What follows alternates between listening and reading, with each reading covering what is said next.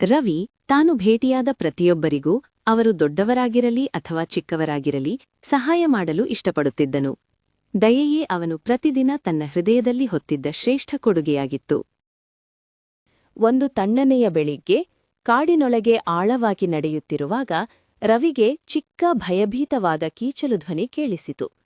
ಅದು ಕಿಕ್ಕಿ, ಒಂದು ಪುಟ್ಟ ಅಳಿಲು, ತನ್ನ ಸಣ್ಣ ಸಾಕಾಗದಷ್ಟು ಬೀಜಗಳ ರಾಶಿಯನ್ನು ನೋಡಿ ತುಂಬಾ ಚಿಂತಿತವಾಗಿತ್ತು. ಬೇಗನೆ ಚಳಿಗಾಲ ಬರುತ್ತಿದೆ ಮತ್ತು ನನ್ನ ರಾಶಿ ಚಿಕ್ಕದಾಗಿದೆ ಎಂದು ಕಿಕ್ಕಿ ದುಃಖದಿಂದ ಕಿರುಚಿತು.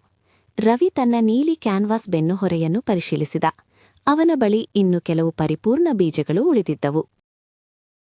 ಇಲ್ಲಿ ಕಿಕ್ಕಿ, ರವಿ ಮೃದುವಾಗಿ ಹೇಳಿ ಅಳಿಲಿಗೆ ತನ್ನ ನೆಚ್ಚಿನ ಬೀಜವನ್ನು ನೀಡಿದನು. ಕಿಕ್ಕಿ ಬೇಗನೆ ಬೀಜವನ್ನು ಕಿತ್ತುಕೊಂಡು ಸಂತೋಷದಿಂದ ತಿನ್ನಲು ಪ್ರಾರಂಭಿಸಿತು.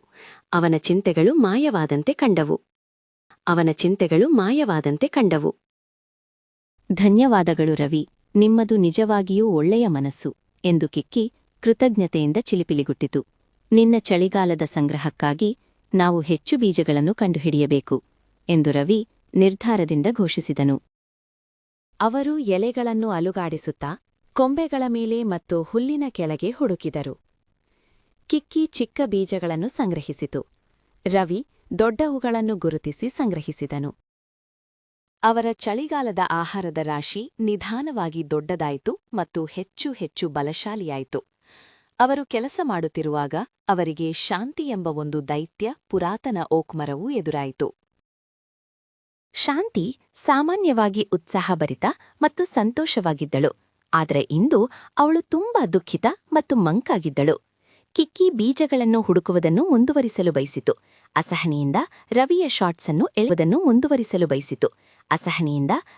ಶಾಟ್ಸನ್ನು ಎಳೆಯುತ್ತಿತ್ತು. ನಿಲ್ಲು ಕಿಕ್ಕಿ, ರವಿ ಪಿಸುಗುಟ್ಟಿದನು. ಶಾಂತಿಗೆ ಏನೋ ಗಂಭೀರ ತೊಂದರೆಯಾಗಿದೆ.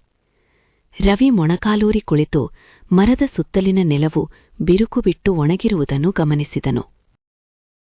ಶಾಂತಿಗೆ ಬಾಯಾರಿಕೆಯಾಗಿದೆ ಎಂದು ರವಿ ಉದ್ಗರಿಸಿದನು. ಅವಳಿಗೆ ಈಗ ನೀರು ಬೇಕು. ರವಿ ತನ್ನ ಸಣ್ಣ ಖಾಲಿ ಬಕೆಟ್ನೊಂದಿಗೆ ಹತ್ತಿರದ ತೊರೆಯ ಕಡೆಗೆ ವೇಗವಾಗಿ ಓಡಿದನು. ಅವನು ತಂಪಾದ ಶುದ್ಧ ನೀರನ್ನು ತನ್ನ ಬಕೆಟ್ಗೆ ಎಚ್ಚರಿಕೆಯಿಂದ ತುಂಬಿಸಿದನು. ಗಟ್ಟಿಯಾಗಿ ಗಮನಹರಿಸಿದನು.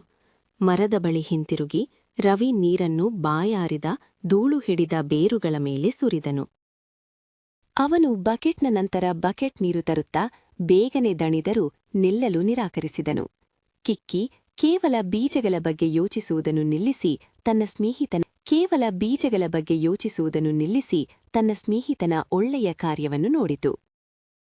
ಅಂತಿಮವಾಗಿ ದಣಿದಿದ್ದರೂ ತೃಪ್ತನಾಗಿದ್ದ ರವಿ ತನ್ನ ಕೊನೆಯ ಬಕೆಟ್ ನೀರನ್ನು ಸುರಿದನು. ಬೇರುಗಳು ಆಳವಾಗಿ ನೀರು ಕುಡಿಯುತ್ತಿದ್ದಂತೆ ಶಾಂತಿಯ ಮಂಕಾದ ಎಲೆಗಳು ಮೃದುವಾಗಿ ಪಚ್ಚೆ ಬೆಳಕಿನಿಂದ ಹೊಳೆಯಲು ಪ್ರಾರಂಭಿಸಿದವು. ಧನ್ಯವಾದಗಳು ಪ್ರೀತಿಯ ರವಿ ಎಂದು ಮೃದುವಾದ ಸಮಾಧಾನಕರ ಧ್ವನಿಯು ಎಲೆಗಳಿಂದ ಪಿಸುಗುಟ್ಟಿತು.